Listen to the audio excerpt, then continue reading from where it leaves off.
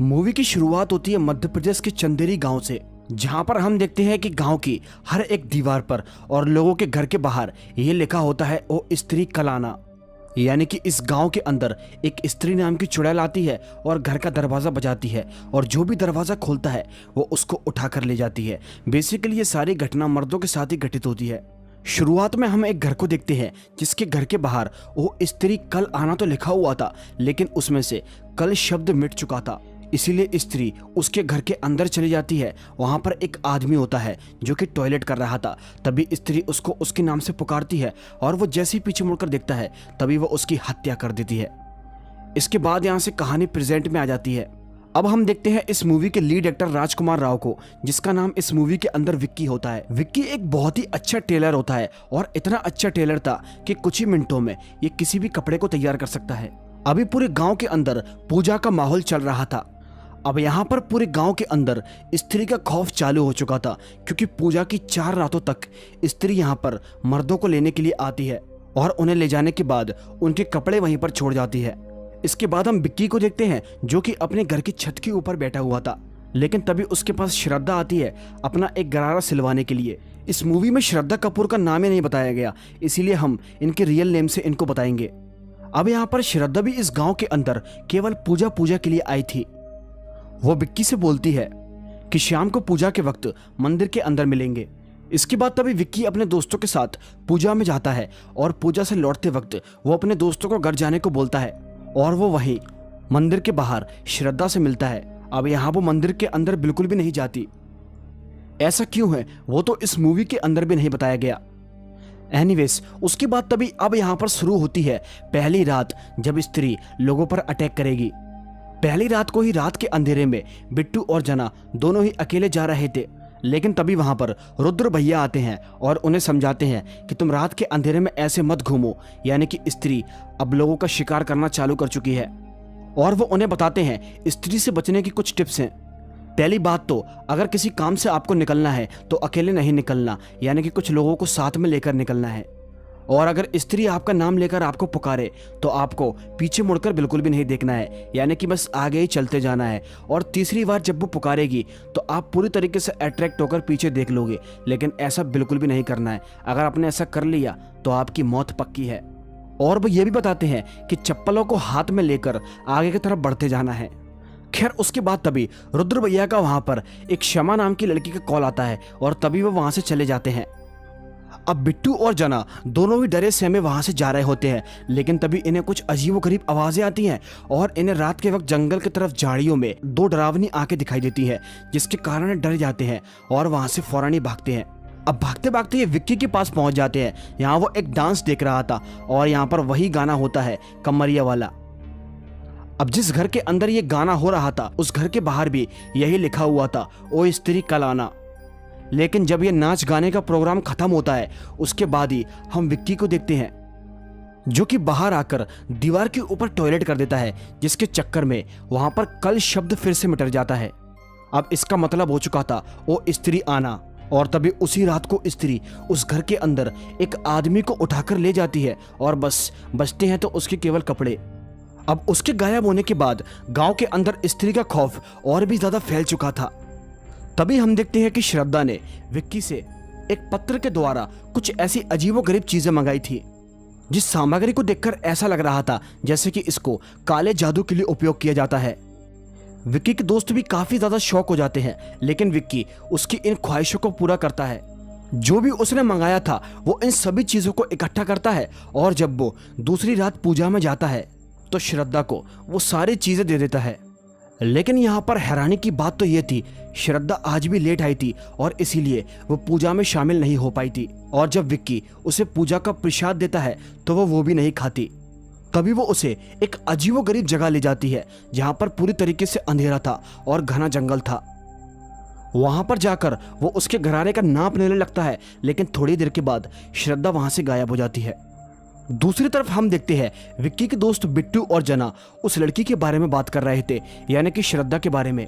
उन्हें लग रहा था कि वही एक स्त्री है, क्योंकि आज तक श्रद्धा को विक्की के अलावा उन लोगों में से किसी ने नहीं देखा था।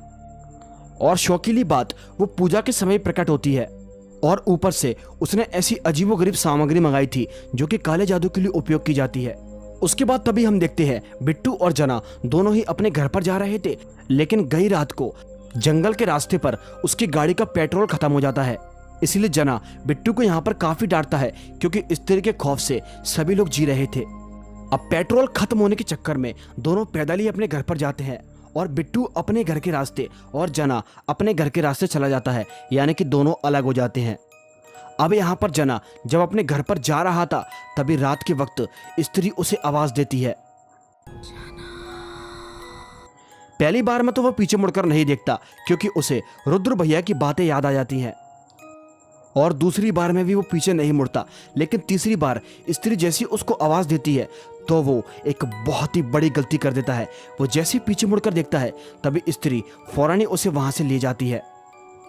अब जना के गायब होने के बाद बिट्टू को उसको काफी दुख था, इसीलिए वो अब विक्की को भी समझाता है कि जिस लड़की के साथ तुम प्यार में पड़े हो वो स्त्री ही है, इसलिए कृपया सावधान रहना। वो उसे बताता है कि उसको तुम्हारे अलावा किसी ने नहीं देखा और वह पूजा के वक्त ही प्रकट होती है, और तो और मंदिरों में भी नहीं जाती, ना ही वहां का प्रसाद खाती। अब यहाँ पर विक्की को भी अपने दोस्त बिट्टू की बात पर यकीन हो रहा था, थोड़ा थोड़ा सा। इसके बाद तभी हम देखते हैं विक्की श्रद्धा के गरारे को सिलता है और फौरन ही सिलकर वो उससे उसी जगह पर मिलता है और उसके गरारे को दे देता है। अब उसे उस पर शक हो रहा था, इसीलिए वो उससे पूछता है कि कल रात स्त्री ने मेरे एक दोस्त जना को उठा लिया है। वो उससे बातों बातों में पूछता है कि कहीं तुम ही तो स्त्री नहीं हो, अगर हो तो मेरे दोस्त को वापस कर दो, वो बहुत ही अच्छा लड़का है। लेकिन अब यहाँ पर श्रद्धा उसकी बातों का कुछ भी जवाब नहीं दे रही थी और थोड़ी देर के बाद वो वहां से गायब हो जाती है। इसीलिए अब यहाँ पर विक्की को कुछ भी समझ में नहीं आता। अब बिट्टू और विक्की काफी डर गए थे, इसीलिए अब वो फैसला करते हैं एक ऐसे आदमी के पास जाने का जो कि इस सब कामों में काफी नॉलेज रखता है। और तभी बिट्टू उसको रुद्र भैया के पास ले जाता है।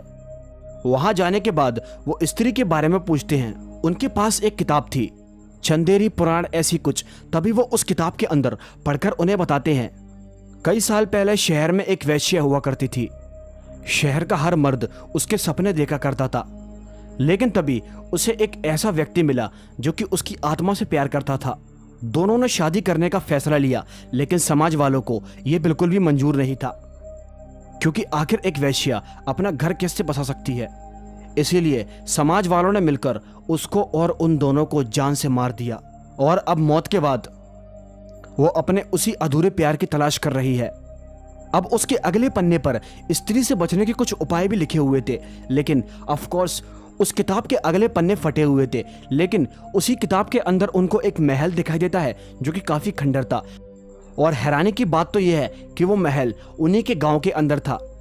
इसीलिए रुद्र भैया, विक्की और बिट्टू तीनों जने इस बात का पता लगाने के लिए उसी महल के अंदर जाते हैं। वो महल देखने में काफी डरावना था और रात काफी हो रही थी, इसीलिए तीनों को काफी डर लग रहा था। इसीलिए तीनों अलग अलग रास्ते पर जाते हैं और सोचते हैं कि शायद उनका दोस्त जना उनको कहीं पर मिल जाए।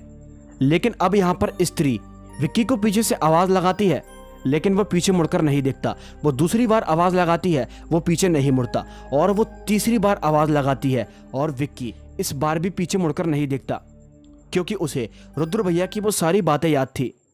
लेकिन थोड़ी देर के बाद वो पता करता है कि उसके पीछे कोई भी नहीं है, और जब वो जैसे पीछे मुड़कर देखता है तभी स्त्री वहां से चलकर उसके पास आती है। लेकिन उसी वक्त पर श्रद्धा वहां पर आ जाती है और अपनी शक्ति के जरिए उस स्त्री को रोक लेती है। तभी वो स्त्री वहां से चली जाती है।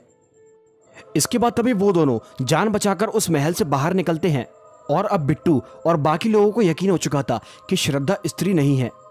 वो उन्हें बताती है कि वो इस गांव के अंदर पूजा के लिए इसीलिए आती है क्योंकि उसने भी इस स्त्री के जरिए किसी अपने को खोया है और वो उसी की तलाश कर रही है। तभी ये चारों के चारों लोग मिल जाते हैं, अब उस स्त्री से बचने का उपाय ढूंढते हैं। और जब ये अपने घर जा रहे होते हैं तभी रास्ते में इन्हें जना दिखाई देता है जो कि पूरी तरीके से नंगा था। ये सही सलामत जना को अपने घर पर ले जाकर छोड़ देते हैं, लेकिन जना नॉर्मल बिल्कुल भी नहीं था। उस स्त्री ने उसको अपने कब्जे में कर लिया था। उसी रात को जना कुछ घर के बाहर वो स्त्री कल आना के कल शब्द को मिटा देता है, जिसके बाद वो स्त्री घर के अंदर हमला करती है और वहां के कुछ मर्दों को लेकर चली जाती है। और जब बिट्टू जना से मिलने के लिए जाता है तो वो पहले जैसा बिल्कुल भी नहीं था। वो अजीबोगरीब प्रकार की हरकतें करता है और सभी लोगों को मारना शुरू कर देता है, लेकिन किसी तरह श्रद्धा अपनी शक्ति की बदौलत उसको रोकती है। और मैं आपको एक बात बताना और भूल गया, श्रद्धा के पास एक ऐसी विद्या थी जिसकी वजह से वो इस स्त्री की शक्ति को रोक सकती थी। तभी ये सभी के सभी लोग फैसला करते हैं उस इंसान के पास जाने का जिसने इस किताब को लिखा था। उस किताब के पन्ने तो फट चुके थे, लेकिन जिसने इस किताब को लिखा था उसे सब कुछ याद होगा। इसलिए रुद्र भैया उन सभी को एक आदमी के पास लेकर जाते हैं, जहां वो आदमी इन्हें बताता है गांव वालों ने स्त्री की कभी इज्जत नहीं की थी, इसीलिए अब गांव में जो भी मर्द जब तक जिंदा रहेगा वो स्त्री किसी को नहीं छोड़ेगी, सबको मार डालेगी। और वो उनसे ये भी कहते हैं स्त्री को केवल वही रोक सकता है जो कि बरगद की गोद में जन्मा हो, उसका रंग गेरुआ, नाक लंबी और समझे खुद को राजा, और भी काफी सारी चीजें। और इसी के साथ साथ उनके साथी देखते हैं कि वो सारी की सारी चीजें विक्की के अंदर मैच हो रही थी। जी हाँ, आप लोगों ने बिल्कुल सही सुना, विक्की अपने गांव में बरगद की गोद में जन्मा था। और भी काफी सारी चीजें, उसकी नाक भी लंबी थी। और यहाँ पर एक और पर्सनल बात, उसकी माँ एक तबायफ थी, जहाँ उसके पिता और बाकी सबने उससे छुपा कर रखा था। अब यहाँ पर उन लोगों को स्त्री से लड़ने वाला एक रक्षक मिल चुका था, इसीलिए वो विक्की को तैयार करते हैं और पूरे दूल्हे की तरह बना देते हैं। और वहीं एक आसपास महल बना हुआ था, वो उस महल को पूरी अच्छी तरीके से सजाते हैं। उन सभी लोगों को ये लग रहा था कि स्त्री सुहाग रात की भूखी है, इसलिए श्रद्धा उससे कहती है कि तुम्हें उसे लालच देना है, और वो जैसे ही तुम्हारे पास आए तभी इस चाकू से उसके दिल पर वार कर देना है। वो विक्की को उसी जगह पर छोड़ देते हैं और महल के बाहर लिख देते हैं वो स्त्री आना, जिससे कि स्त्री ये पढ़कर अंदर आ जाए। और होता भी कुछ ऐसा ही है। आखिरी रात को स्त्री उसी के पास जाती है। बिट्टू, रुद्र भैया और श्रद्धा ये तीनों इसको छुपकर देख रहे थे, लेकिन तभी उसी रात को जना उन लोगों पर हमला करता है, क्योंकि वो स्त्री के कब्जे में था। और वो जैसे ही उन पर हमला करता है तभी स्त्री वहां आकर विक्की को उठाकर उसी पुराने वाले महल के अंदर ले जाती है। ये लोग जैसे तैसे करके जना को कंट्रोल करते हैं और उसी पुराने वाले महल की तरफ चले जाते हैं। वहां जाकर विक्की सुहाग रात मनाने की तैयारी करता है, लेकिन तभी स्त्री चिल्लाने लगती है और तभी उसे ऐसा लगता है कि वो ये सब नहीं करना चाहती। अब थोड़ी देर के बाद स्त्री उसके करीब आती है और उसकी आंखों में देखने लगती है, और विक्की भी उसकी आंखों में देख रहा था, लेकिन श्रद्धा वहां आकर स्त्री पर हमला कर देती है और वो उससे कहती है जल्दी से इस चाकू से उसके दिल पर वार कर दो। लेकिन विक्की यहां पर ऐसा नहीं करता। वो श्रद्धा से बोलता है कि अगर मैं भी उसको वार करके उसको मार दूंगा तो गांव वालों में और मुझ में फर्क ही क्या रह जाएगा। और वो उस पर तरस खाता है और उसे नहीं मारता। लेकिन थोड़ी देर के बाद स्त्री फिर से उनके पास आती है। अब वो विक्की को चिल्ला चिल्ला कर देखने लगती है, जहां विक्की काफी डर रहा था। तभी श्रद्धा उसे मारने के लिए चाकू उसके पास फेंकती है और अब स्त्री भड़क जाती है, श्रद्धा के ऊपर हमला करती है। लेकिन वो इससे पहले श्रद्धा को मार पाती तभी विक्की पीछे से जाकर उसकी चोटी काट देता है, क्योंकि श्रद्धा ने उसे बताया था चोटी काटने से उसकी ताकत खत्म हो जाएगी, बस वो मरेगी नहीं। और ऐसा होते ही स्त्री वहां से चली जाती है। उसके जाते ही वो दोनों उस महल से बाहर निकलते हैं और इसके बाद वो स्त्री सभी पुरुषों को छोड़ देती है जिसको वो उठाकर ले गई थी। अब जब गांव के सारे पुरुष मिल जाते हैं तो वहां का नेता इन लोगों को इनाम देता है और इनका गांव के अंदर काफी नाम हो जाता है। इसके बाद श्रद्धा अब इस गांव को छोड़कर जा रही होती है, जहां वो बस स्टॉप पे अपनी बस का वेट कर रही थी। विक्की उसे काफी रोकता है, उसका नाम नंबर पता करने की कोशिश करता है, लेकिन कुछ भी नहीं पता चलता और वो बस में बैठकर वहां से चली जाती है। रास्ते में जाते वक्त हम देखते हैं कि श्रद्धा के हाथों में स्त्री की चोटियां थी, जहां उसने वहां से उठा ली थी। तभी वो उन चोटी को अपने बालों में लगा लेती है और वहां से गायब हो जाती है। मूवी के एंड सीन में हम देखते हैं गांव वाले अब स्त्री की काफी इज्जत करते हैं और उन लोगों ने वहां पर स्त्री की एक मूर्ति भी बनाई है जिसके नीचे लिखा हुआ है ओ स्त्री रक्षा करना। एंड में हम उसी स्त्री को देखते हैं जो कि अपने मूर्ति के आगे खड़ी हुई थी और इसी के साथ ये मूवी यहीं पर समाप्त हो जाती है।